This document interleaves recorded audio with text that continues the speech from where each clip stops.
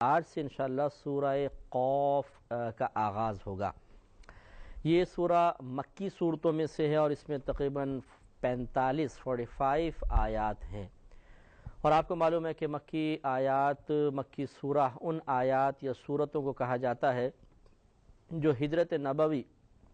صلی اللہ علیہ وسلم سے پہلے نازل ہوئی تھی، اور مکی صورتوں میں زیادہ تر عقائد کا بیان ہے، آخرت کے احوال بیان کیے گئے ہیں، کیونکہ ابتدائے اسلام میں عقائد کی اصلاح ضروری تھی۔ جب عقائد پختہ اور راسخ ہو گئے، درست ہو گئے، اس کے بعد اللہ تبارک و تعالی نے اعمال کے بارے میں تفصیل زیادہ تر بیان فرمائی ہے۔ تو اس سورہ میں بھی زیادہ تر آخرت،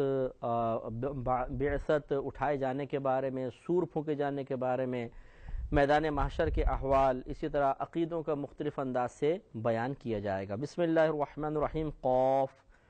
یہ حروف مقطعات میں سے ہے جن کے معانی اللہ تبارک و تعالی اور اس کی عطا سے، اس کے بتانے سے رسول کریم صلی اللہ علیہ وسلم بہتر جانتے ہیں۔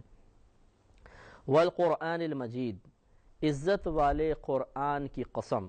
بل عجبوا، بلکہ تعجب میں مبتلا ہوئے یہ کفار، ان جاءہم منذر منہم،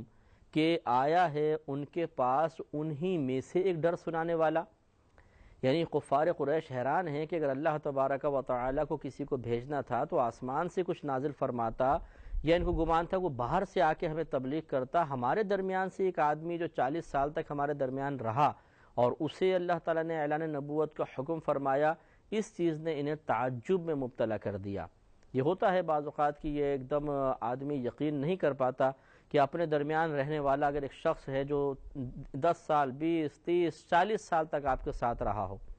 اگر 40 سال بعد وہ کہے کہ میں اللہ کا ولی ہوں، مجھے اللہ نے ولایت عطا فرمائی ہے، تو اگر کچھ شک میں مبتلا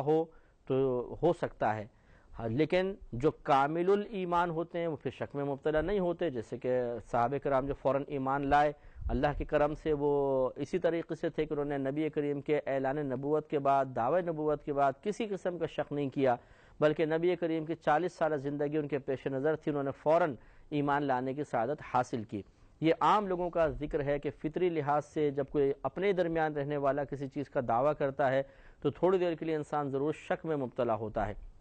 لیکن ان لوگوں کی بدبختی یہ تھی کہ نبی کریم صلی اللہ علیہ وسلم 40 سال تک ان کے درمیان رہ کر ہر قسم کی آلودگی سے، گندگی سے، ناپاکی سے محفوظ رہے، تو انہیں سوچنا چاہیے تھا کہ جو آج تک کبھی جھوٹ نہیں بولا ہے وہ ہم سے کیوں جھوٹ بولے گا، انہیں ایمان لانا چاہیے تھا۔ اگر ظاہری علامات نہ ہوتی، ویسی نبی کریم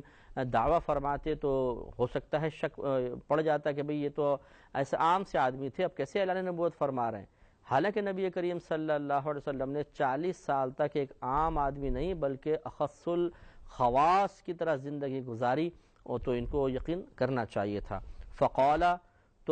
الکافرون، تو کہا کفار نے، ھذا شیء عجیب، یہ تو ایک عجیب بات ہے۔ اذا متنا وکنا ترابا، کیا جب ہم مر جائیں اور مٹی ہو جائیں گے، یعنی ان کا کہنے کا مطلب تھا کہ جب ہم مر جائیں مٹی ہو جائیں گے کیا دوبارہ لوٹائے جائیں گے؟ ذالک رجع بعید، یہ پلٹنا تو بہت بعید ہے، ممکن نہیں ہے کہ اتنا ہم مر جائیں، مٹی میں مل جائیں، ہڈیاں ختم ہو جائیں، خون سب ہمارا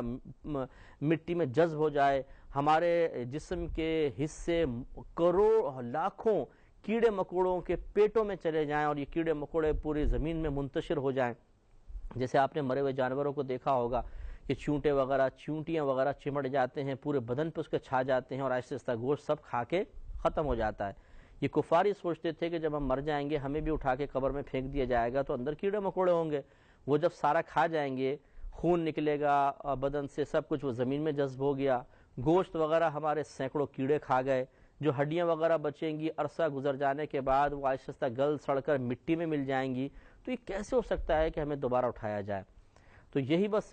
معاملہ ہے کہ جب تک انسان عقل کے بلبوتے پہ غور و تفکر کرے گا اور شریعت کو اپنی عقل پر غالب نہیں آنے دے گا، اللہ تبارک و تعالیٰ اور اس کے رسول کریم صلی اللہ علیہ وسلم کے فیصلوں کو عقلی دلیلوں سے نظر انداز کرتا رہے گا، اسی طرح گمراہی میں رہے گا۔ تو انہوں نے بھی یہ کہا۔ اب اس کے بعد آپ دیکھیے گا کہ اللہ تبارک و تعالیٰ نے کتنے نفیس دلائل کے ساتھ عقلی لحاظ سے ہی ثابت فرمایا کہ یہ اللہ تعالیٰ کے لیے کوئی مشکل نہیں، اور اس چیز پر یقین کرنا یقین نہ کرنا یہ تمہاری بے وقوفی، اور یقین کرنا کوئی مشکل نہیں ہے، بالکل آسان بات ہے، اپنے اطراف میں نشانیاں دیکھو، وہ آگے اللہ نے بیان فرمائی۔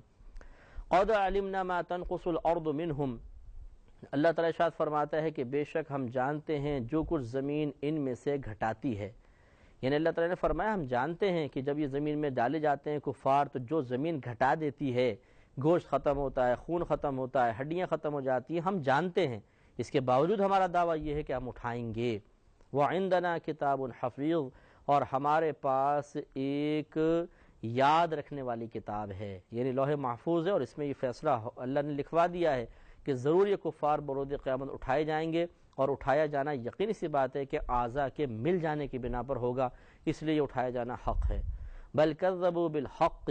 بلکہ انہوں نے حق کو جھٹلایا، لما جاءہم، جب وہ حق ان کے پاس آیا، یعنی نبی کریم صلی اللہ علیہ وسلم یا نبی کریم کی طرف سے لائی ہوئی خبریں یا قرآن کے انہوں نے انکار کیا، فہم فی امر مریج، تو وہ ایک مضطرب بے ثبات بات میں ہیں، یعنی ایک ایسی بات کہہ رہے ہیں جس کا کوئی ثبوت نہیں ہے، جس کے بارے میں خود یہ تذبذب کے عالم میں ہیں، اور جو بلا تحقیق بات ہے، اس کی کوئی دلیل ان کے پاس نہیں، کوئی ثبوت نہیں، صرف عقل سے اس کو ثابت کرنے کی کوشش کر رہے ہیں۔ افلم ينظروا الى السماء فوقهم كيف بنيناها وزيناها وما لها من فروج، اب اللہ تبارک و تعالی نے عقلی دلائل دینے شروع کیے کہ جس رب کے بارے میں بے وقوفو تم یہ گمان کر رہے ہو کہ وہ کیسے اٹھائے گا، تو ذرا اس کی صناعیت کو دیکھو پوری کائنات کے اندر، جب وہ اتنی عظیم چیزیں بنانے پہ قدرت رکھتا ہے تو تمہیں دوبارہ اٹھانے میں اس کے لیے کیا مشکل ہے، اس کو کیا پریشانی لاحق ہوگی۔ لہذا فرمایا افلم ينظروا، کیا انہوں نے نہیں دیکھا، الی السماء، آسمان کی طرف، فوقہم، جو ان کے اوپر ہے، کیف بنیناہا، کہ ہم نے اسے کیسا بنایا ہے،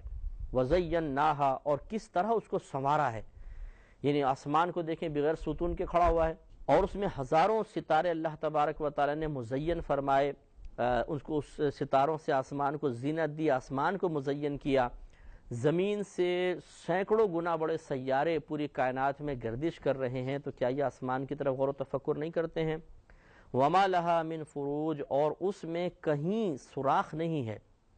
یعنی پورے آسمان میں دیکھ لیں کہیں آپ کو پھٹن نظر نہیں آئے گی، اتنی بڑی چیز بنانا اور اس میں کہیں ٹیڑھا پن نہ ہو، کہیں پھٹن نہ ہو، اتنا عرصہ گزر جانے کے بعد کہیں دراڑ نہ پڑے، کہیں پرانا پن نظر نہ آئے، کیا یہ اللہ تبارک و تعالیٰ کی عظیم صناعیت کا اظہار نہیں ہے؟ پھر آگے ارشاد فرمایا کہ والارض مددناها، اور زمین کو ہم نے پھیلایا، والقینا فیہا رواسیا، اور اس میں لنگر ڈالے، لنگر سے مراد بھاری وزن ہم نے ڈال دیا، یعنی پہاڑوں کا وزن، اگر زمین خالی ایسی ہوتی تو شاید عدم توازن کی وجہ سے اس طرح ہلتی، لیکن اللہ تعالیٰ نے پہاڑ رکھ دیے تو بالکل توازن قائم ہو گیا، اب زمین حرکت نہیں کر رہی ہے اور زمین بالکل رکی ہوئی ہے، تو اس سے معلوم ہوا کہ اللہ تعالیٰ بڑی عظیم قدرت والا ہے، اور اس کے اندازے بہت زبردست ہیں، ہر چیز کو اس نے 100% ایکوریٹ بنایا ہے، اور اس میں بالکل کسی قسم کے نقص کی گنجائش نہیں ہے۔ وَأَنبَتْنَا فِيهَا مِن كُلِّ زَوْجٍ بَهِيجٍ، اور اس زمین میں ہم نے ہر بارونق جوڑا اگایا ہے، یعنی مختلف پھولوں کے، پھلوں کے جوڑے پیدا کیے ہیں۔ یہ آپ کو بھی پتا ہوگا جو بائیولوجی پڑھتے ہیں کہ جس طرح انسانوں میں توالد و تناسل کے سلسلے ہوتے ہیں، اسی طریقے سے پودوں کے اندر بھی باقاعدہ نر بھی ہوتے ہیں، مادہ بھی ہوتے ہیں، پھر نر کے جو مطلب بیج وغیرہ ہیں یا جو بھی چیزیں ہیں مطلب جرسوں میں ہیں، وہ مادہ تک پہنچتے ہیں، پھر اس کے بعد پھل بنتا ہے، اسی لیے قلمیں وغیرہ بھی لگائی جاتی ہیں آموں کی، اور مختلف تدابیر اختیار کی جاتی ہیں جس سے درخت پھل دیتے ہیں۔ تبصرۃ و ذکریٰ، یہ تبصرۃً بینائی بخش ہے، و ذکریٰ اور نصیحت دینے والی ہے، یعنی زمین کو ایسا بنایا ہے کہ یہ بینائی بخش ہے، یعنی تمہیں بصیرت عطا کرتی ہے اور تمہیں نصیحت فراہم کرتی ہے، لیکن کس کو؟ لکل عبد منیب، ہر رجوع والے بندے کے لیے، ہر رجوع والے بندے کو یہ بینائی بھی عطا کرتی ہے، یعنی باطنی بصیرت دیتی ہے، نصیحت فراہم کرتی ہے، جو اللہ کی طرف رجوع کرنے کا ارادہ رکھتا ہو۔ جو سرکشی رکھتا ہے، سرکشی کرنا چاہتا ہے، جیسے کافر، منافق، مشرکین وغیرہ، وہ سرسری نگاہیں ڈالتے ہیں، زمین و آسمان پہ توجہ نہیں کرتے ہیں، لیکن جو اللہ کی طرف رجوع کرنا چاہتا ہے، قرب کی منازل طے کرنا چاہتا ہے، اللہ کی بارگاہ میں مقبول ہونا چاہتا ہے، اس کے لیے زمین میں بڑی باطنی بصیرت کا سامان ہے، اور بہت زیادہ اگر وہ غور و تفکر کرے تو بہت زیادہ اسے نصیحتیں حاصل ہو سکتی ہیں۔ وَنَزَّلْنَا مِنَ السَّمَاءِ مَاءً مُبَارَكًا، اور ہم نے آسمان سے برکت والا پانی نازل کیا۔ واقعی اس میں برکت ہے کہ جب زمین میں جاتا ہے پودے اگتے ہیں، پھل وغیرہ لگتے ہیں، کتنی بڑھوتری ہو جاتی ہے، تو یہ برکت والا پانی ہے۔ فَأَنبَتْنَا بِهِ جَنَّاتٍ وَحَبِّ الْحَصِيدِ،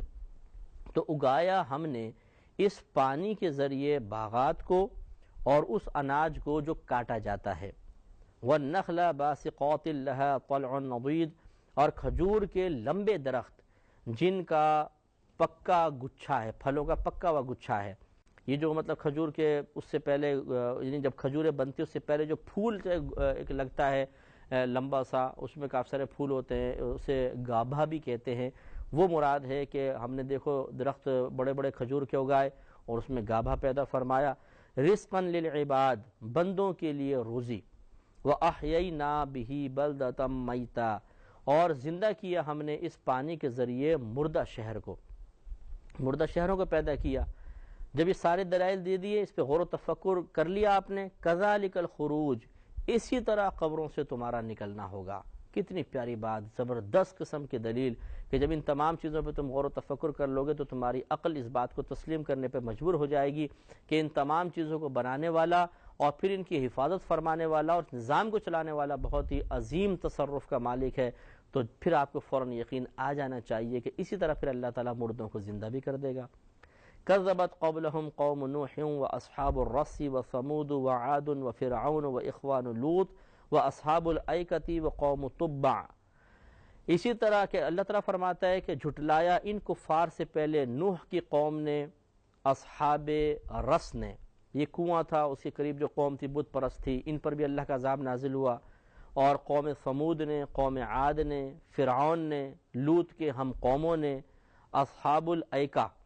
یہ اس کا ذکر بھی پیچھے گزر چکا ہے، اور تبع کی قوم نے، یہ بادشاہ تھا پیچھے ذکر گزرا تھا کہ مسلمان بادشاہ تھا، اس کی قوم نے جھٹلایا تھا۔ تو اللہ نے فرمایا کہ یہ کوئی جھٹلانا ان کفار کا نیا نہیں ہے، بلکہ ان سے جو پہلے لوگ گزر چکے ہیں وہ بھی اللہ تبارک و تعالیٰ کے رسولوں کو جھٹلاتے رہے ہیں۔ کل کذب الرسل، ہر ایک نے جھٹلایا رسولوں کو، فحق وعید، تو میرے عذاب کا وعدہ ثابت ہو گیا۔ یعنی پھر جب انہوں نے ایسی حرکتیں کی تو جو اللہ نے وعدہ فرمایا تھا کہ اگر تم اطاعت نہیں کرو گے تم پہ عذاب نازل ہوگا، وہ ثابت ہو گیا، یعنی عذاب میں مبتلا ہو گئے۔ افعجینا بالخلق الاول، تو کیا ہم پہلی بار بنا کر تھک گئے ہیں؟ کیا پیارا سوال ہے کہ بتاؤ، جب اللہ تبارک و تعالیٰ نے اتنی بڑی کائنات بنا دی تو کیا وہ بنا کے تھک چکا ہے کہ پھر دوبارہ نہیں بنا سکتا؟ یقینی سی بات ہے نہیں، تو پھر وہ بنا سکتا ہے تو اس پہ یقین لاؤ۔ بل ہم فی لبس من خلق جدید، بلکہ وہ نئے بننے سے شبے میں ہیں، یعنی وہ ان کو شبہ کیا ہے کہ پتہ نہیں اب دوبارہ کیسے بنیں گے۔ تو یہ بے وقوفی ہے ان کی، جو اللہ تعالیٰ پوری کائنات کو چلا رہا ہے، پوری کائنات کو اس نے پیدا کیا، دوبارہ بنانا کیا اللہ تعالیٰ کے لیے مشکل ہے۔ وَلَقَدْ خَلَقْنَا الْإِنسَانَ، اور ضرور بے شک ہم نے آدمی کو پیدا کیا، وَنَعْلَمُ، اور ہم جانتے ہیں، مَا تُوَسْوِسُ بِهِ نَفْسُهُ، جو وسوسہ، جو اس کا نفس وسوسہ ڈالتا ہے ہم اس کو بھی جانتے ہیں۔ وَنَحْنُ أَقْرَبُ إِلَيْهِ مِنْ حَبْلِ الْوَرِيدِ، اور ہم اس انسان سے دل کی رگ سے بھی زیادہ قریب ہیں۔ تو آپ شہرگ بھی کہتے ہیں، تو یہ شہرگ سے زیادہ ہم قریب ہیں، یعنی اللہ تبارک و تعالی ہمارے احوال سے واقف ہے۔ ایسا نہیں کہ وہ کوئی معاذ اللہ بہت دور بیٹھا ہوا ہے اور ہم اس کی نگاہوں سے پوشیدہ ہو سکتے ہوں، بلکہ اللہ تبارک و تعالی تو ہماری شہرگ سے زیادہ قریب ہے۔ اذ يتلقى المتلقيان عن اليمين وعن الشمال قعيد، اور جب اس سے لیتے ہیں، اس شخص سے لیتے ہیں دو لینے والے، یعنی کرامن کاتبین، ایک دائیں طرف بیٹھا ہے اور ایک بائیں طرف۔ ما يلفظ من قول، کوئی بات یہ شخص زبان سے نہیں نکالتا، الا لدیہ رقیب عتید، مگر اس کے پاس ایک محافظ تیار بیٹھا ہوتا ہے، یعنی جیسے ہی زبان سے لفظ نکالتا ہے فوراً فرشتے اس کو لکھ لیتے ہیں۔ وجاءت سکرۃ الموت بالحق، اور موت کی سختی حق کے ساتھ آ گئی،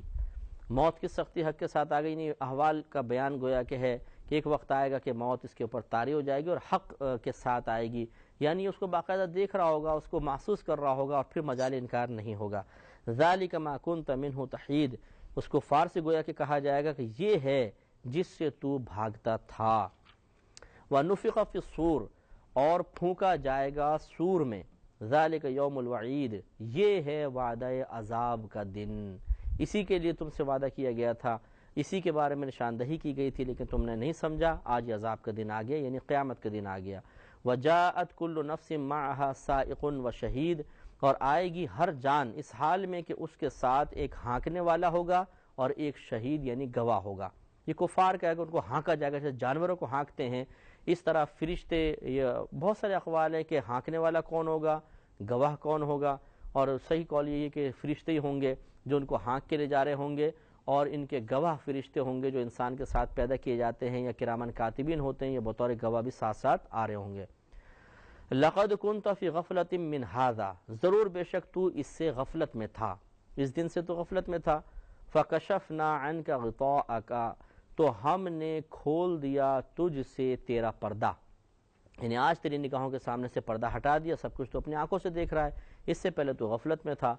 فبصرك اليوم حدید، تو آج تیری نگاہ تیز ہے، یعنی ہر چیز تجھے صاف نظر آ رہی ہے۔ وقال قرینہ،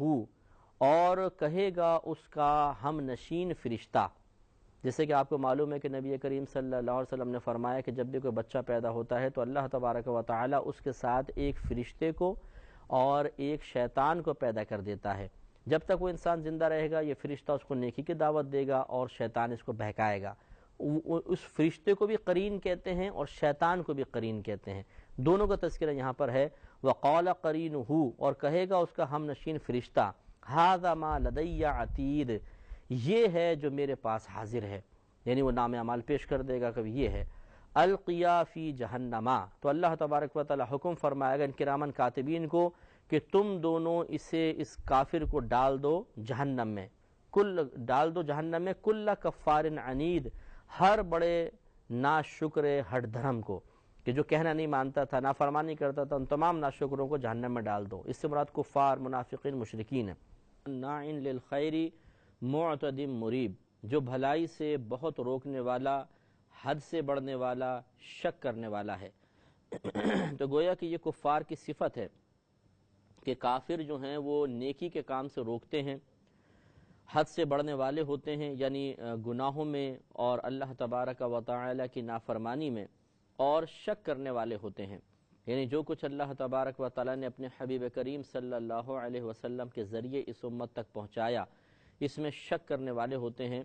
یا پچھلے انبیاء علیہ السلام کی جو امت میں لوگ تھے، کافر تھے، جنہوں نے اپنے نبیوں کی ان تعلیمات پر شک کیا جو وہ من جانب اللہ لے کر آئے تھے، سب کے سب اس میں شامل ہوں گے۔ تو معلوم یہ ہوا کہ بھلائی سے روکنا، اسی طرح اللہ تعالیٰ کی نافرمانی میں حد سے بڑھ جانا، اور یوں ہی اللہ تبارک و تعالیٰ کے وعدہ اور وعید پر شک کا اظہار کرنا، یہ مسلمان کی صفت نہیں ہے بلکہ کفار کی صفت ہے۔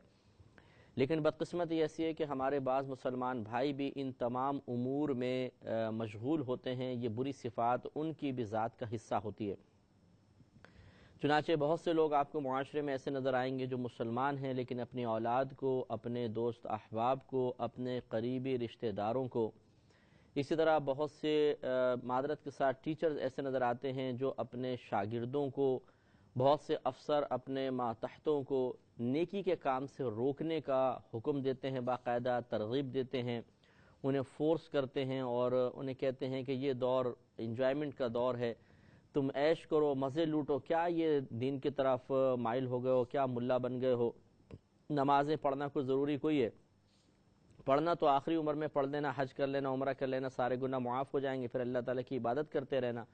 اور اس طرح نیکی کے بہت سے کاموں سے روکنے کی کوشش کی جاتی ہے۔ یہ غلط طریقہ ہے، غلط رویہ ہے۔ یقینی سی بات ہے کہ نیکی سے روکنا یہ مسلمان کا کام نہیں ہے، یہ تو شیطان کی صفت ہے، یا اس کے بہکائے میں آ کے کفار ایسا کیا کرتے تھے۔ تو اس لیے اس بری صفت کا اختیار کرنا یقیناً آخرت کی بربادی کا سبب بھی بن سکتا ہے، لہذا ایسا نہیں کرنا چاہیے۔ اسی طرح اللہ تعالیٰ کی نافرمانی میں حد سے آگے بڑھنا، حد سے بڑھنے کا مطلب اللہ کی نافرمانی میں مبتلا ہونا، اس میں بھی اجتناب کرنا چاہیے۔ اللہ تعالیٰ کی نافرمانی سے محفوظ ہونا صرف لوگوں کے سامنے ہی ہو، یہ بھی بہت اچھا ہے، لیکن حقیقتاً چاہے خلوت ہو، جلوت ہو، بے تکلف دوستوں کے درمیان ہو، یا ان گھر والوں کے درمیان کہ جن کے سامنے آزادانہ انسان گناہ کرتا ہے اور اسے زوال عزت کا خوف نہیں ہوتا، ان تمام امور پہ توجہ کرنے کی ضرورت ہے کہ اللہ تبارک و تعالیٰ تو ہر مقام پر دیکھ رہا ہے۔ اگر ہم ایک تنہا کمرے میں ہیں یا لوگوں کے درمیان ہیں، بے تکلف دوستوں کے درمیان ہیں یا گھر والوں کے ساتھ ہیں، بہرحال اللہ کی نگاہ سے کوئی پوشیدہ تو نہیں رہ سکتا، لہٰذا پھر اللہ تعالیٰ کی طرف سے توجہ کو ہٹا کر بے پرواہی کو اپنے اوپر مسلط کر کے غفلت میں مبتلا ہو کر گناہوں کا آزادانہ، دلیرانہ اور جرت مندانہ اقدام کرنا، یہ ایک مومنانہ شان نہیں ہے۔ کفار کی صفت ہے، اس سے بھی اجتناب کرنا چاہیے۔ اسی طرح اخروی معاملے میں شک کرنا، اگرچہ مسلمان الحمدللہ اخروی معاملے میں کامل یقین کا حامل ہی ہوتا ہے، لیکن بسا اوقات ایسا ہوتا ہے کہ حالات اور اسباب اور ذرائع ایسے ہو جاتے ہیں کہ انسان کے قلب میں شک جنم لے لیتا ہے یا شیطان کی طرف سے ڈال دیا جاتا ہے۔ مثال کے طور پہ ایک دم انسان کسی بڑے کرائسس میں مبتلا ہو گیا، کاروبار تباہ ہو گیا، کسی کے گھر میں انتقال ہو گیا، بیماری مسلسل مسلط ہو گئی، کوئی نشہ نہیں کرتے تھے، خراب کام نہیں کرتے تھے، لیکن کینسر ہو گیا مثال کے طور پر، تو ایسی صورتحال میں بعض اوقات ایسا ہوتا ہے، یہ خود ہم نے بھی معاشرے میں مشاہدہ کیا ہے، آپ نے بھی دیکھا ہوگا کہ بعض لوگوں کے قلب میں شکوک شبہات بیدار ہو جاتے ہیں، پیدا ہوتے ہیں، اور وہ اس کو اپنے زبان پر لے آتے ہیں، یا پتہ نہیں جنت ہے کہ نہیں ہے، یہ کیا مسئلہ ہے، پتہ نہیں آخرت ہے کہ نہیں ہے، اللہ تعالیٰ معاذ اللہ تعالیٰ ہے یا نہیں ہے۔ اس طریقے سے بھی بعض اوقات وہ شبہ کا اظہار کر دیتے ہیں۔ یوں ہی اللہ کے وعدوں پر اعتماد نہیں ہوتا۔ اللہ تعالیٰ نے قرآن میں واضح طور پہ فرمایا کہ اللہ تعالیٰ اپنے بندوں پہ بالکل ظلم نہیں کرتا، وہ اپنے بندوں کو دیکھ رہا ہے، وہ اپنے بندوں سے غافل نہیں، وہ بھولتا نہیں، وہ تھکتا نہیں۔ یہ آیات کے مفہوم واضح طور پہ موجود ہیں، لیکن جب انسان مسلسل تنگ دستی میں گرفتار ہوتا ہے، بیماریوں میں گرفتار ہوتا ہے، تو بعض اوقات شیطان اس کے قلب میں بات ڈالتا ہے کہ دیکھو، ایسا لگتا ہے کہ اللہ تجھے بھول گیا ہے، دوسروں کو خوب دے رہا ہے، تجھے نہیں دے رہا، لگتا ہے اللہ تعالیٰ معاذ اللہ تجھ پہ ظلم کر رہا ہے۔ تو اس وقت انسان اللہ تبارک و تعالیٰ کی طرف سے دی جانے والی ان خبروں کے بارے میں شک میں مبتلا ہو جاتا ہے اور اس کا ایمان خطرے میں پڑ جاتا ہے۔ لہٰذا بہت توجہ کرنی چاہیے اور اس قسم کی آیات پر توجہ کر کے اپنے اعتماد کو، اپنے اعتقاد کو، اپنے یقین کو کامل کرنے کی کوشش کرنی چاہیے، تو انشاءاللہ ضرور نجات بھی ہوگی، ان بری صفات سے آدمی دور بھی ہو جائے گا، اور انشاءاللہ اللہ تبارک و تعالی ہمیں اپنا درجہ قرب عطا فرمائے گا۔ الذی جعل مع اللہ الہا آخر، مزید کافر کی صفت بیان کی کہ وہ جو بناتا تھا اللہ تعالیٰ کے ساتھ دوسرا خدا، فالقیاہ فی العذاب الشدید، تو تم دونوں اسے سخت عذاب میں ڈالو۔ قال قرینہ ربنا، کہا اس کے ساتھی نے اے ہمارے رب۔ اب یہاں پر قرین سے مراد شیطان ہے، جسے میں نے آپ کو بتایا تھا کہ بخاری کی روایت ہے، نبی کریم صلی اللہ علیہ وسلم کا فرمان عظمت نشان ہے کہ جب کوئی بچہ پیدا ہوتا ہے تو اللہ تبارک و تعالی اس کے ساتھ ایک فرشتہ اور ایک شیطان پیدا کر دیتا ہے۔ یہ فرشتہ تا حیات اسے نیکی کی دعوت دیتا رہتا ہے اور شیطان برائی کی طرف مائل کرنے کی کوشش کرتا ہے۔ تو اوپر جو تھا وہ وقال قرینہ، جو اللہ نے 23ویں آیت میں فرمایا، اس سے مراد فرشتہ تھا، اور اب پھر فرمایا قال قرینہ، کہا اس کے ساتھی نے، اس سے مراد شیطان ہے کہ جو اسے بندے کو بہکاتا رہا، اور اب بروز قیامت جب اللہ تعالیٰ کی بارگاہ میں پہنچا تو یہی شیطان اب اللہ کی بارگاہ میں کیا کہہ رہا ہے، ربنا، اے ہمارا رب، ما اطغیتہ، میں نے اسے سرکش نہیں کیا، ولکن کان فی ضلال بعید، ہاں یہ خود ہی بہت دور کی گمراہی میں مبتلا تھا۔ یعنی اس کا کہنے کا مطلب یہ ہوگا کہ اے رب کریم، میں نے فقط اس کو دعوت دی تھی، میں نے اس کے ہاتھ پکڑ کر اس کو دور نہیں کر دیا تھا، میں نے اس کو کوئی رسیوں سے باندھ نہیں دیا تھا کہ یہ نیک عمل نہ کر سکے یا نیکی کے مقام پر نہ جا سکے، یہ خود ہی اپنی میری دعوت کو قبول کرنے کے بعد، عقل اور فہم رکھنے کے باوجود، سینکڑوں تیری طرف سے ہدایت کے اسباب پیدا کر دینے کے باوجود اس نے گمراہی کو اختیار کیا، تو اس میں میرا کیا قصور ہے؟ یہ اسی کا قصور ہے۔ اور یہ واقعی بہت توجہ طلب بات ہے کہ شیطان کا یا جنات کا ہم پر اس سے زیادہ زور نہیں چلتا کہ وہ ہمارے قلب میں یا ہمارے ذہن میں خیالات اور وساوس ڈال دیں، بس اس سے زیادہ کچھ بھی نہیں ہو سکتا۔ اگر اس سے زیادہ ہوتا تو کوئی نمازی مسجد میں نہ پہنچ پاتا، جن اس کو رستے سے کڈنیپ کر کے اٹھا کے دور کچرے کے ڈھیر میں پھینک دیتے اور آدمی کو نیکی کے کام ہی نہ کرنے دیتے، کیونکہ قلبی احوال پر مطلع ہو جاتے ہیں، بلکہ ڈنڈا لے کے بیٹھے ہوتے، جیسے کوئی نیکی کا خیال آیا اور آدمی کرنے کے لیے چلا، ایک ڈنڈا سر پہ پڑتا، خون نکلتا اور آدمی گر جاتا، ڈھیر ہو جاتا، کوئی نیک عمل کر ہی نہیں سکتے تھے۔ اللہ تبارک و تعالیٰ نے جنات کو یقیناً بہت زیادہ قوتوں سے نوازا ہے، لیکن انسان پر ان کو تسلط اور اختیار اس قسم کا نہیں دیا کہ یہ جسمانی طور پر یا ظاہری طور پر ہمیں قابو کر سکیں. صرف ان کا اختیار اتنا ہے کہ ہمارے قلب میں خیال ڈال سکیں، ہمیں قلبی لحاظ سے کوئی دعوت دے سکیں، اور یہ اتنا ہی کام کرتے ہیں. لہٰذا جب ان کا صرف اتنا ہی کام ہے کہ ہمارے قلب میں ایک برا خیال ڈال کے ہمیں بار بار اس کی ترغیب دیتے ہیں کہ اس پر عمل کرو، تو اب یہ ہمارا کام ہے کہ ہم اس وسوسے کو دور کریں، اس کو رد کر دیں، اس دعوت کو قبول نہ کریں، لا حول پڑھیں، اعوذ باللہ پڑھیں، اور اپنے باطن کا محاسبہ کرتے ہوئے اپنے ظاہر کو قابو میں رکھنے کی کوشش کریں. اب اگر ہم نے ان کے وساوس کو قبول کر لیا تو یہ ہماری شکست ہے. تو اس لیے یہ شیطان یہ کہے گا کہ اے اللہ تعالیٰ میں نے اس کو سرکش نہیں کیا کہ میں پکڑ کے اس کو کسی مقام پہ لے گیا ہوں، بلکہ میں نے تو فقط دعوت دی تھی، یہ خود ہی کھلی گمراہی میں تھا. قال اللہ تعالیٰ فرمائے گا لا تختصموا لدی، میرے پاس جھگڑا مت کرو. وقد قدمت الیکم بالوعید، میں تمہیں پہلے ہی عذاب کا ڈر سنا چکا ہوں، یعنی میرا فیصلہ ہو چکا ہے. میں پہلے ہی کہہ چکا ہوں کہ ایک دوسرے پہ مت ڈالو. یعنی شیطان جو تمہارا ہے وہ کافر سے کہہ رہا ہے جی میں نے سرکش نہیں کیا ہے، خود گمراہ ہوا. کافر کہتا ہے کہ اس نے مجھے گمراہ کیا، اس پہ لعنت ملامت کرتا ہے. تو اللہ تعالیٰ فرمائے گا بروز قیامت کہ تم دونوں میرے سامنے نہ جھگڑو. میں نے پہلے ہی واضح طور پر جنات کے سامنے بھی چیز پیش کر دی، انسانوں کے سامنے بھی چیز پیش کر دی کہ جو میرا کہنا نہیں مانے گا، جو حالت کفر میں مرے گا، وہ ہمیشہ ہمیشہ جہنم میں جائے گا، اور اللہ تعالیٰ کا قول تبدیل نہیں ہوتا. لہٰذا اللہ تعالیٰ فرمائے گا میرے سامنے جھگڑا مت کرو، یہ فیصلہ پہلے ہو چکا ہے. ما یبدل القول لدی، میرے یہاں بات تبدیل نہیں کی جاتی. یعنی اللہ تعالیٰ نے واضح طور پر فرمایا کہ جو میری بات ہے وہ کبھی تبدیل نہیں کی جاتی. وہ اللہ تبارک و تعالیٰ کا ارادہ یہ اللہ کی صفت ہے، جو اللہ کا کلام ہے یہ اللہ کی صفت ہے. جیسے اللہ تبارک و تعالیٰ کی ذات قدیم ہے، ایسے ہی جمہور علماء اسلام اس پر متفق ہیں کہ اللہ تبارک و تعالیٰ کی تمام صفات بھی قدیم ہیں، یعنی ہمیشہ سے ہیں، ہمیشہ رہیں گے.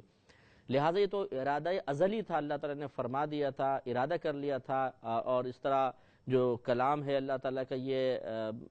قدیم ہے. پہلے اللہ تعالیٰ نے فرما دیا تھا کہ جو میری سرکشی کرے گا، میری نافرمانی کرے گا، کفر اختیار کرے گا، ہمیشہ ہمیشہ جہنم میں جائے گا. اور اللہ کے کلمات کو کون بدلنے والا ہے؟ اللہ تعالیٰ کے فیصلوں کو کون بدلنے والا ہے؟ فیصلے کی تبدیلی وہیں پر ہوتی ہے جب آدمی کو اپنے فیصلے کیے گئے فیصلے پر کسی غلطی کی اطلاع مل جاتی ہے، یا وہ اپنے فیصلے کو غلط تصور کرتا ہے. اور اللہ تبارک و تعالیٰ کے لیے اس چیز کی کوئی گنجائش نہیں ہے. اس کا فیصلہ بالکل ایکوریٹ ہوتا ہے، اس میں پوری دنیا والے مل کر بھی نقص نکالنا چاہیں نہیں نکال سکتے ہیں. لہٰذا جب اللہ تعالیٰ نے فیصلہ فرما لیا تو اب یہ بات تبدیل نہیں ہوتی ہے. اب تمہارا جھگڑنا، ایک دوسرے پہ الزام تراشی کرنا، اپنے لیے ایسے دلائل فراہم کرنا کہ جس سے یہ محسوس ہو کہ جی تو بڑا معصوم تھا، اس نے کچھ بھی نہیں کیا، اس کی کوئی اہمیت نہیں ہے. اب تم ہمیشہ ہمیشہ جہنم میں جلو گے. وما انا بظلام للعبید، اور نہ میں بندوں پر ظلم کرتا ہوں. تو معلوم یہ ہوا کہ اللہ تعالیٰ کی بات تبدیل نہیں ہوتی، لہذا عذاب ضرور ہوگا. اور یہ بھی مسلمہ اصول ہے کہ اللہ تبارک و تعالیٰ اپنے بندوں پہ ظلم نہیں کرتا. اس کا مطلب یہ ہوا کہ تمام تر قصور تمہارا ہی ہے، تمہاری اپنی غلطیوں نے تمہیں جہنم تک پہنچایا ہے. یوم نقول لجہنم، جس دن ہم جہنم سے فرمائیں گے، اللہ تعالیٰ ارشاد فرماتا ہے کہ جس دن ہم جہنم سے فرمائیں گے حلم تلأتی، کیا تو بھر گئی ہے، وتقول، اور وہ عرض کرے گی حل من مزید، کیا کچھ اور زائد ہے. یعنی یہ بہت ہی آپ غور کریں کہ کیسا مکالمہ ہوگا کہ اللہ تعالیٰ جہنم سے کلام فرمائے گا کہ کیا تو بھر گئی ہے، تو وہ اتنی وسیع جہنم ہے کہ وہ عرض کرے گی کہ یا رب کریم کیا کوئی اور بھی ہیں، اور ہیں تو اس کو بھی بھیج دے. نبی کریم صلی اللہ علیہ وسلم ارشاد فرماتے ہیں کہ جہنم میں جو کافر ڈالا جائے گا اس کی داڑھ احد پہاڑ کے برابر ہوگی. یعنی داڑھ احد پہاڑ کے برابر ہوگی. آپ اندازہ کریں کہ پورا وجود کتنا پھیلا ہوا ہوگا. اور پھر ایک کافر تو نہیں ہے، اربوں کھربوں کافر ہیں. آدم علیہ السلام کے بعد سے لے کر، یعنی جب کفر شروع ہوا اس وقت سے لے کر اور قیامت تک جتنے کافر پیدا ہوتے رہیں گے، مشرک پیدا ہوں گے، منافق ہوں گے، سب کے سب جہنم میں ہوں گے. اور ان سب کو اتنی وسعت جسمی دی جائے گی، اتنا بڑا جسم، اور اس لیے کر دیا جائے گا تاکہ عذاب سخت سے سخت محسوس ہو. زیادہ سے زیادہ جتنا بڑا جسم اتنے ہی جگہ پر عذاب اور اتنے ہی زیادہ عذاب. لہٰذا اللہ تبارک و تعالی ان کو جب جہنم میں ڈالے گا تو ایک ایک کافر اس دنیا، یعنی بہت بڑا جو دنیا کا حصہ ہے، اگر دنیا میں اس کو اتار دیا جائے تو اتنا بڑا وہ ہوگا کہ انسان ڈر کر شاید خوف سے دہشت سے ہلاک ہو جائے. تو جب یہ جہنم میں جائیں گے تو کتنی وسیع جہنم ہوگی. اس کے باوجود اللہ تعالیٰ فرما رہا ہے کہ جب جہنم سے سوال کیا جائے گا کہ کیا تو بھر گئی، تو یہ کہے گی کہ اور ہیں تو وہ بھی بھیج دو. یعنی اتنی وسیع اللہ تعالیٰ نے جہنم بنائی ہے. وَأُزْلِفَتِ الْجَنَّةُ لِلْمُتَّقِينَ غَيْرَ بَعِيدٍ، اور قریب لائی جائے گی جنت متقین کے کہ ان سے بالکل دور نہیں ہوگی. یعنی قریب لائی جائے گی مراد یہ کہ ایسے نہیں کہ چل کر آئے گی، یعنی بالکل سامنے منکشف کر دی جائے گی. وہ جنتی لوگ جو ہوں گے میدان محشر میں کھڑے ہونے کے باوجود اس کی خوشبو سونگیں گے. وہاں سے معطر ہوائیں آ رہی ہوں گی، نظر اٹھائیں گے تو وہاں کے محلات، وہاں کے درخت اور عجیب و غریب مناظر ان کو نظر آئیں گے. تو ان کا دل بے قرار اور بے چین ہوگا کہ جلد از جلد ہمارا حساب و کتاب ہو اور ہم اس جنت میں داخل ہو جائیں. ھذا ما توعدون لکل اواب حفیظ، اللہ تعالیٰ کی طرف سے وہاں یہ کلام ہوگا کہ یہ وہ ہے کہ جس کا تم سے وعدہ کیا گیا تھا. اور یہ وعدہ کس سے کیا گیا تھا؟ لکل اواب حفیظ، ہر رجوع کرنے والے اور اپنے باطن کی حفاظت کرنے والے سے. یہ جنت ان کے لیے ہے کہ جو اپنے باطن کی، اپنے ظاہر کی حفاظت کرتے رہے اور جو اللہ تبارک و تعالیٰ کی طرف رجوع کرتے رہے، ان کے لیے جنت ہے. من خشی الرحمن بالغیب، اور ان کے لیے ہے کہ جو اللہ تبارک و تعالیٰ سے بغیر دیکھے ڈرے. وجاء بقلب منیب، اور رجوع کرتا ہوا دل لے کر آیا، یعنی ایسے دل کے ساتھ آیا کہ جو دل اللہ کی طرف مائل ہونے والا ہے، رجوع کرنے والا ہے. ادخلوها بسلام، اب جنتیوں سے فرمایا جائے گا ادخلوها، تم داخل ہو جاؤ اس جنت میں، بسلام، سلامتی کے ساتھ. ذالک یوم الخلود، یہ ہمیشگی کا دن ہے. یعنی اب اس دن کے بعد تمہیں کبھی جنت سے باہر نکلنا نہیں ہوگا. اس دن کے بعد دن اور رات ختم ہو جائیں گے، زمانہ ختم ہو جائے گا. یعنی اب یہ دن رات سیکنڈ گھنٹے سب ختم. اب جنت میں جانے کے بعد کوئی 24 آور کا حساب نہیں ہوگا اور گھڑیاں کوئی ایک آدھ گھنٹے آگے پیچھے کرنے کی ضرورت نہیں پڑے گی. بلکہ جب ہم جنت میں چلے جائیں گے اس کے بعد زمانہ ختم، وقت ختم. بس اب یہ دائمی وقت ہے، رات دن کوئی اس کا تصور جنت میں نہیں ہوگا. جب جنتی اللہ تعالیٰ چاہے گا کہ آرام کریں تو ان پہ نیند مسلط ہو جائے گی، غنودگی سی آئے گی، وہ سو جائیں گے. جب اللہ تعالیٰ چاہے گا اڑ جائیں گے. ایسا نہیں ہے کہ سورج نکلے گا، آنکھ پہ سورج پڑے گا تو پھر آنکھیں ملتے ہوئے کھڑے ہوں گے، پھر جائیں گے منہ دھونے کے لیے. وہاں کوئی ہے ہی نہیں گندگی، تو وہاں پر اس قسم کا کوئی معاملہ نہیں ہوگا. لہٰذا ہمیشہ ہمیشہ ایک ہی قسم کا ماحول، ہمیشہ ایک ہی قسم کا وقت رہے گا. اور وہ لیکن اللہ تعالیٰ کی عطا سے ایسا عظیم معاملہ ہوگا کہ وہاں اس ایک طرح کے ماحول یا ایک طرح کے وقت سے انسان یکسانیت کا شکار بھی نہیں ہوگا. ہر روز ایک نئی لذت ہوگی. اللہ تعالیٰ ہم سب کو عافیت کے ساتھ بلا حساب و کتاب اس جنت میں داخلہ عطا فرمائے، آمین. آگے ارشاد فرمایا کہ لہم ما یشاءون، ان جنتیوں کے لیے وہ ہوگا جس کی وہ خواہش رکھیں گے. فیہا، اس جنت میں، ولدینا مزید، اور ہمارے پاس اس کے علاوہ بھی ہے. یقینی سی بات ہے کہ آدمی کی خواہشات ایک لمٹ تک ہوتی ہیں. اگر آپ کو کوئی سامنے کھڑا کرے اور بولے بتاؤ کس کس چیز کی خواہش ہے، تو آپ ایک بولیں گے، دو بولیں گے، تین بولیں گے. ایک وقت آئے گا کہ آپ کی خواہشات کا سلسلہ ختم ہو جائے گا. یعنی مثلا اگر آپ نے خواہش کا اظہار کیا، آپ کو وہ چیز دے دی، اور بولو اور بولو، یہ لو یہ لو یہ لو، کتنی چیزیں بولیں گے. جتنی حافظے میں ہوں گی اتنی ہی، جتنی ہمیں ضرورت ہوگی اتنا ہی زبان پر آئے گا. اس کے بعد ختم. لیکن اللہ تبارک و تعالیٰ فرماتا ہے، ارشاد فرمایا اللہ نے کہ جو وہ چاہیں گے اتنا ان کو دیا جائے گا، ان کی خواہشات پوری کی جائیں گی. اور اس کے علاوہ پھر اللہ تبارک و تعالیٰ کے پاس وہ چیزیں ہیں کہ جو ان کے ذہن میں نہیں، ان کے حافظے میں نہیں، ان کی خواہشات کی رسائی وہاں تک نہیں ہے، وہ بھی اللہ تبارک و تعالیٰ انہیں عطا فرمائے گا. اور وہ ایسے انعامات ہوں گے کہ حقیقتاً اس دنیا میں رہتے ہوئے ہمارے ذہنوں کی رسائی تک ان انعامات تک نہیں ہو سکتی ہے. تو جب کسی کے تصور میں ایسا انعام نہ ہو تو وہ طلب کیسے کرے گا؟ تو اس لیے اللہ تبارک و تعالیٰ وعدہ فرما رہا ہے کہ جو اللہ تعالیٰ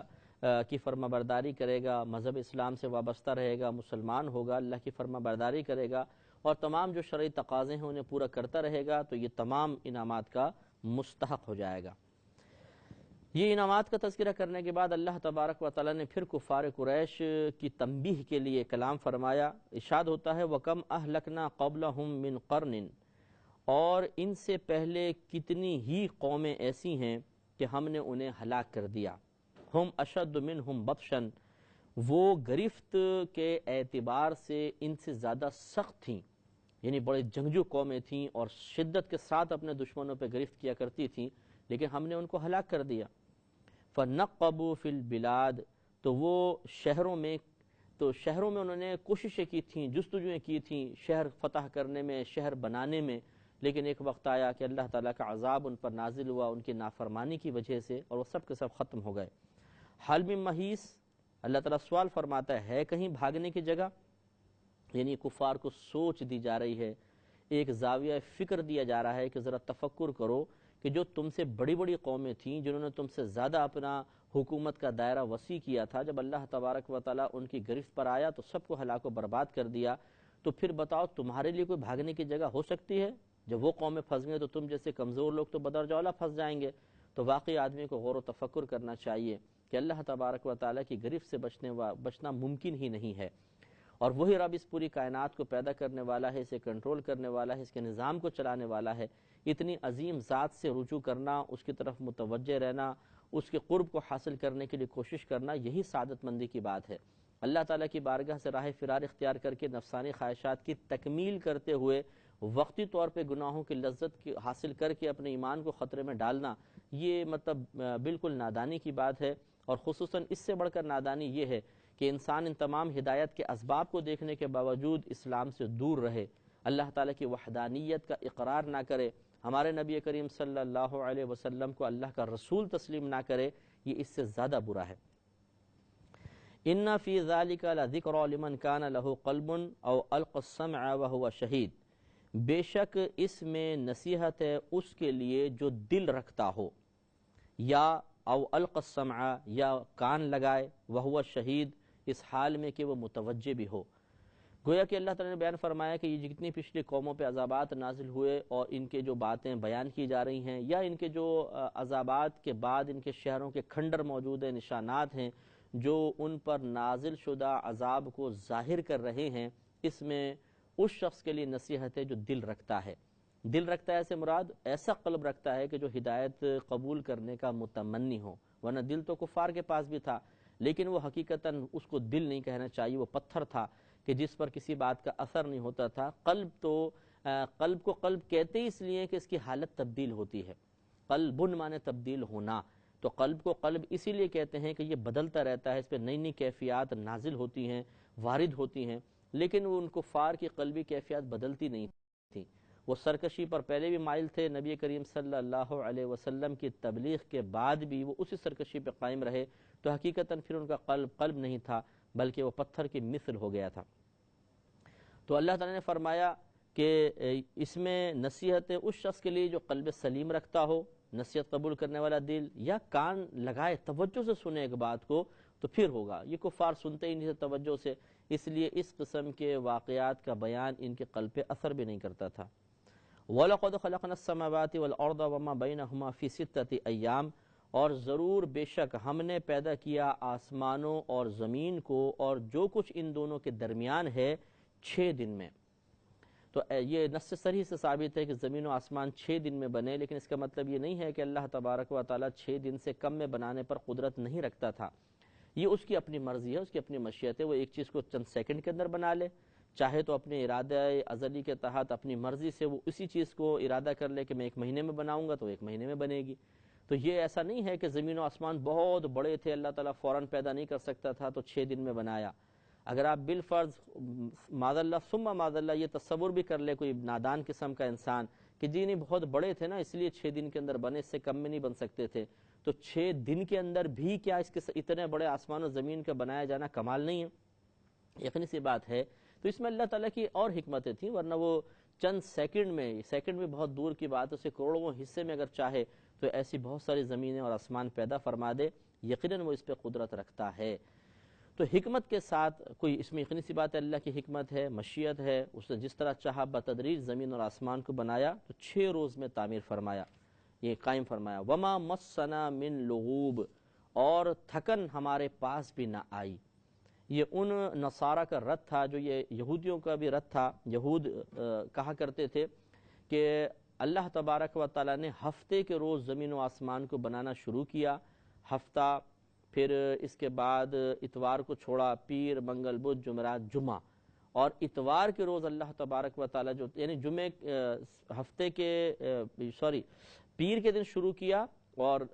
ہفتے کے روز آ کے ختم کیا، تو اس کا مطلب یہ ہوا کہ اتوار کا دن ایک بیچ میں رہا، تو کہتے ہیں کہ اس میں اللہ تعالیٰ بہت تھک چکا تھا، اس میں اللہ تعالیٰ نے آرام فرمایا، تو عرش الہی پر وہ لیٹ گیا تھا، اس نے آرام کیا۔ اس کا رد کیا گیا کہ نہیں، اللہ تبارک و تعالیٰ کسی بھی فعل کے صدور سے تھکتا نہیں ہے، زمین و آسمان کی پیدائش نے بھی اللہ تبارک و تعالیٰ کو بالکل نہیں تھکایا، وہ بڑی عظیم قدرت والا ہے، تو اس میں رد کر دیا گیا ان کا۔ جب یہ یہود نے بات کہی کہ تو نبی کریم صلی اللہ علیہ وسلم کو بہت ناگوار گزرا تھا، اور روایت میں آتا ہے کہ آپ کے چہرہ انور پہ غضب کے آثار نمایاں ہوئے، چہرہ مبارکہ سرخ ہو گیا تھا۔ اس پر پھر اللہ تبارک و تعالیٰ کی طرف سے اگلی آیات نازل ہوئیں، فَاصْبِرْ عَلَى مَا يَقُولُونَ، اے حبیب کریم صلی اللہ علیہ وسلم پس آپ صبر فرمائیے اس پر جو یہ لوگ کہتے ہیں، یعنی بس آپ صبر فرمائیے، برداشت کیجئے اور ان کی باتوں کو دل پر لے کر نہ جائیے، کیونکہ اللہ تعالیٰ نے ان کے لیے جو فیصلہ کیا ہے وہ ہو جائے گا۔ تو اللہ تعالیٰ کو اپنے حبیب کریم صلی اللہ علیہ وسلم کے قلب کی رنجیدگی مطلب کا اتنا زیادہ خیال کہ فوراً اللہ تبارک و تعالیٰ نے آیت نازل فرمائی کہ آپ ان کی باتوں کی وجہ سے دل میں کوئی ملال پیدا نہ فرمائیے۔ وَصَبِّحْ بِحَمْدِ رَبِّكَ قَبْلَ طُلُوعِ الشَّمْسِ وَقَبْلَ الْغُرُوبِ، اور تسبیح بیان کیجئے اپنے رب کی حمد کے ساتھ سورج کے طلوع ہونے سے پہلے اور غروب سے پہلے۔ اس میں فجر اور عصر کی طرف اشارہ فرما دیا کہ دو نماز ادا فرمائیں، وَمِنَ اللَّيْلِ، اور کچھ رات میں، تو اس میں اشارہ ہے مغرب اور عشاء کی طرف۔ فَسَبِّحُوا وَأَدْبَارَ السُّجُودِ، اس کی تو آپ اس کی تسبیح بیان کیجئے اور نمازوں کے بعد بھی، یعنی تمام نمازوں کے بعد تسبیحات بیان کریں۔ وَاسْتَمِعْ يَوْمَ يُنَادِ الْمُنَادِ مِن مَّكَانٍ قَرِيبٍ، اور کان لگا کر سنو جس دن پکارنے والا پکارے گا ایک قریب جگہ سے۔ تو یہ بروز قیامت حضرت اسرافیل علیہ السلام سور پھونکیں گے اور سب لوگوں کو پھر میدان محشر میں جمع کیا جائے گا۔ یوم یسمعون الصیحۃ بالحق، جس دن چنگھاڑ سنیں گے حق کے ساتھ، یعنی وہی سور پھونکا جائے گا۔ نبی کریم صلی اللہ علیہ وسلم ارشاد فرماتے ہیں جب قیامت قائم ہوگی تو لوگ اپنے اپنے کاموں میں لگے ہوں گے، تو ایک باریک سی پہلے آواز آئے گی تو سب اپنے کام چھوڑ کے اس کی طرف متوجہ ہوں گے کہ آج یہ حیرت انگیز سی ایک غیر مانوس سی آواز کون سی آ رہی ہے، اور پھر وہ آواز بڑھتی جائے گی اور اتنی تیز ہو جائے گی کہ کان کے پردے پھٹ جائیں گے اور لوگ ہلاک ہو جائیں گے اور زمین و آسمان سب تباہ ہو جائے گا۔ پھر اللہ تبارک و تعالیٰ دوبارہ اسرافیل علیہ السلام کو حکم دے گا، آپ دوبارہ سور پھونکیں گے اور پھر لوگ اپنی جگہوں سے اٹھ کر میدان محشر میں پہنچیں گے۔ ذالک یوم الخروج، یہ قبروں سے باہر آنے کا دن ہے، تو اس دن پھر سب باہر آئیں گے۔ انا نحن نحیی ونمیت والینا المصیر، بے شک ہم زندہ کریں گے، ونمیت اور ہم ماریں گے، والینا المصیر اور ہماری طرف ہی لوٹنے کا مقام ہے۔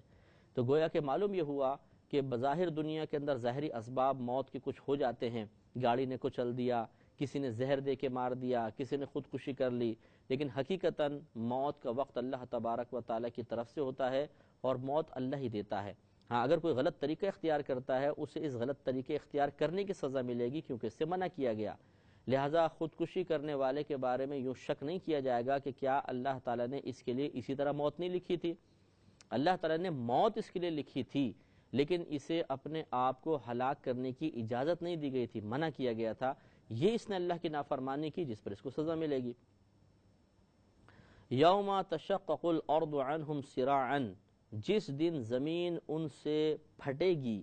تو جلدی کرتے ہوئے نکلیں گے، یعنی زمین پھٹ جائے گی بالکل، تو لوگ باہر آئیں گے تیزی کے ساتھ نکلتے ہوئے، اور سب کا حافظ اس دن کام کر رہے ہوں گے۔ اللہ تبارک و تعالیٰ کی جو غیبی خبریں تھیں قیامت کے بارے میں وہ یاد آنا شروع ہو جائیں گی، اور وہ کہیں گے ارے اس دن کی تو ہمیں خبر دی گئی تھی اور بتایا گیا تھا کہ قیامت قائم ہوگی، تو وہی دن آ گیا ہے، اور سب پھر اپنے اپنی جگہوں سے باہر نکلیں گے۔ ذالک حشر علینا یسیر،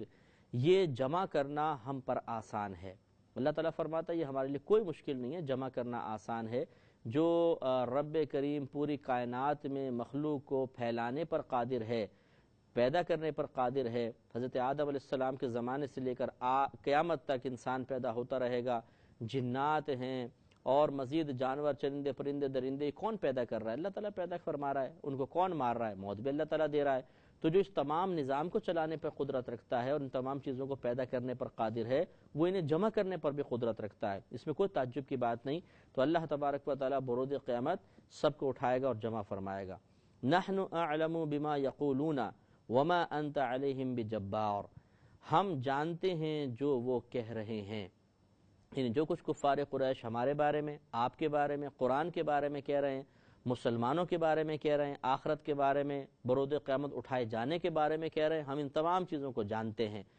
وما انت علیہم بجبار، اور آپ اے حبیب کریم صلی اللہ علیہ وسلم ان پر جبر کرنے والے نہیں ہیں،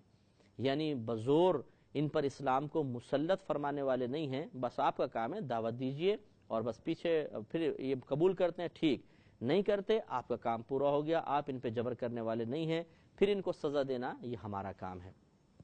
فذکر بالقرآن من یخاف وعید، تو قرآن سے نصیحت کرو، یعنی قرآن کے ذریعے نصیحت دو لوگوں کو، من یخاف وعید، اسے جو میری دھمکی سے ڈرے۔ یہ حکم ہے اللہ تبارک و تعالیٰ نے واضح طور پر قرآن کی نشاندہی فرمائی کہ فذکر بالقرآن، اس قرآن کے ذریعے آپ نصیحت دیجئے ان لوگوں کو جو میری وعید سے ڈرتا ہے۔ تو معلوم یہ ہوا کہ درس قرآن کا اہتمام ہونا چاہیے، گھر گھر درس قرآن کا اہتمام ہونا چاہیے، ہر مسجد میں درس قرآن کا اہتمام ہونا چاہیے، کیونکہ یہ اللہ کا حکم ہے کہ قرآن کے ذریعے نصیحت دیں ان لوگوں کو کہ جو میری وعید سے ڈرتے ہیں، جو میرے آخرت کے جو میں نے عذابات تیار کر رکھے ہیں ان سے خوف زدہ ہوتے ہیں، انہیں آپ نصیحت دیجئے تاکہ ان کے قلوب گناہوں کی طرف مائل نہ ہوں، غفلت کی طرف مائل نہ ہوں، وہ اللہ کی طرف متوجہ ہو جائیں۔ اس لیے میں تو اکثر یہ عرض کرتا ہوں کہ ہر گھر میں درس قرآن ہونا چاہیے۔ اسی طرح جو مسجد کے ائمہ حضرات ہیں، امام حضرات ہیں، انہیں بھی چاہیے کہ ڈیلی ہو تو بہت ہی اچھا ہے، ورنہ ویکلی کم از کم ہفتے میں ایک بار مسجد میں درس ضرور ہونا چاہیے، درس قرآن کا اہتمام ہونا چاہیے، تاکہ لوگ قرآن کے مضامین پر بار بار مطلع ہوں۔ یہ قرآن صرف عربی پڑھنے کے لیے نہیں ہے، بلکہ اس لیے ہمیں دیا گیا ہے کہ اس قرآن کو پڑھنے کے بعد اللہ تبارک و تعالیٰ کے حق کلام سے ہم نصیحت اور عبرت حاصل کریں، اور یہ اسی وقت ہو سکتا ہے کہ جب ہم اس کے مفہوم کو سمجھیں گے، جو کچھ بیان ہو رہا ہے اس کے ترجمے کو جانیں گے، ورنہ ہمیں کیا پتہ اللہ تعالیٰ کیا بیان فرما رہا ہے۔ لہذا درس قرآن کا اہتمام بہت ضروری ہے۔ ہماری تمام مساجد میں کاش درس قرآن شروع ہو، اور اس پر بھی توجہ کریں کہ جب اللہ تبارک و تعالیٰ قرآن کے ذریعے نصیحت کرنے کی تلقین اور حکم ارشاد فرما رہا ہے، تو اب اگر کسی کی جانب سے قرآن کے درس کو بند کرنے کا عمل ہوگا، یہ کتنا برا ہوگا۔ تو اس قسم کے نامعقول قسم کے لوگ بھی نظر آتے ہیں کہ جو مسجد میں درس قرآن کو بند کرتے ہیں کہ نہیں درس قرآن نہیں ہوگا، اس کے علاوہ کچھ بھی ہو جائے لیکن درس قرآن نہیں ہونے دیں گے، یہ غلط چیز ہوتی ہے۔ ایسے لوگ بھی آپ کو یقیناً معاشرے میں نظر آئیں گے جو قرآن پاک کے بیان کرنے کو منع کر دیتے ہیں کہ قرآن نہیں بیان ہوگا، یہ غلط چیز ہے، ایسا نہیں ہونا چاہیے۔ یہ اللہ تبارک و تعالیٰ کی مشیت، حکمت اور اس کے حکم کے خلاف عمل ہے جو ہمارے لیے سخت نقصان کا باعث بن سکتا ہے۔ اس قسم کے احمقانہ اقدامات سے انسان کے ایمان کو بھی خطرہ پڑ سکتا ہے، لہذا یعنی ایمان خطرے میں پڑ جائے گا۔ اس قسم کے اقدامات نہیں کرنے چاہیے۔ تو کوشش یہ ہونی چاہیے کہ جو درس قرآن کی صلاحیت رکھتا ہو وہ بالکل فوراً سے پیشتر درس قرآن کرے، تاکہ قرآن کی تعلیمات عام ہوں، اس کے مضامین بار بار سننے کو ملیں، جس سے ہمیں نصیحت و عبرت حاصل ہو اور ہماری آخرت بہتر سے بہتر بن جائے۔ صدق اللہ العظیم۔